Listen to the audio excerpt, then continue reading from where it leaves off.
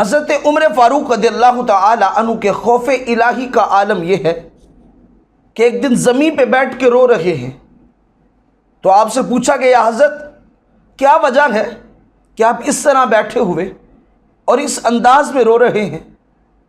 22.5 لاکھ مربع میل کے حاکم ہیں اور آپ کا یہ انداز؟ تو حضرت عمر فاروق رضی اللہ تعالی عنہ نے جواب دیا کہ میں ڈرتا ہوں کہیں یہ نہ ہو کہ میری حاکمیت کے اندر کوئی شخص بھوکا سو جائے اور کل کو اللہ اس کی وجہ سے مجھے پکڑے اور اللہ اس کی وجہ سے مجھے سزا دے۔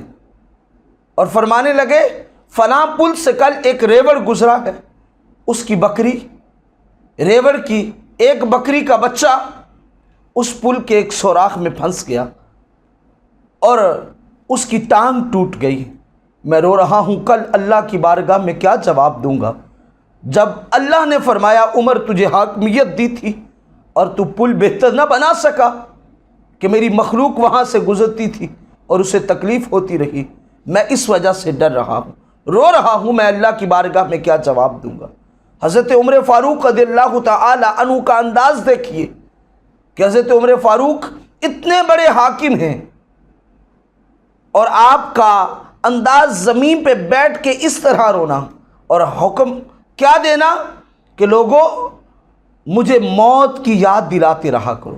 بلکہ روایات میں آتا ہے کہ ایک بندہ متعین تھا جو حضرت عمر فاروق کو یاد کرواتا تھا، عمر تو نے مرنا بھی ہے، عمر تو نے مرنا بھی ہے۔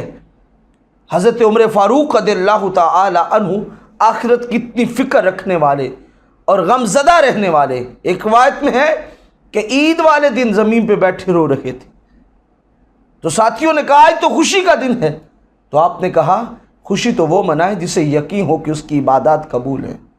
پتہ نہیں عمر کی کوئی عبادت قبول ہوئی بھی یا نہیں ہوئی۔ یہ وہ عمر فاروق ہیں جو عشرہ مبشرہ صحابہ میں سے بھی ہیں جنہیں زمین پہ ہی جنت کی بشارتیں مل گئی ہیں، تو ان کا انداز یہ ہے۔ تو اس لیے ہمیں بھی چاہیے اپنے اسلاف کی زندگیوں کو پڑھ کے ہم بھی آخرت کی فکر کریں۔ ہم نے بھی مرنا ہے، اللہ کے حضور پیش ہونا ہے اور جا کے جواب دینا ہے۔ ہمیں آخرت کی تیاری کرنی ہوگی، اپنے اسلاف کے اطوار کو پڑھنا ہوگا اور ان کے مطابق اپنی زندگیوں کو ڈھالنا ہوگا۔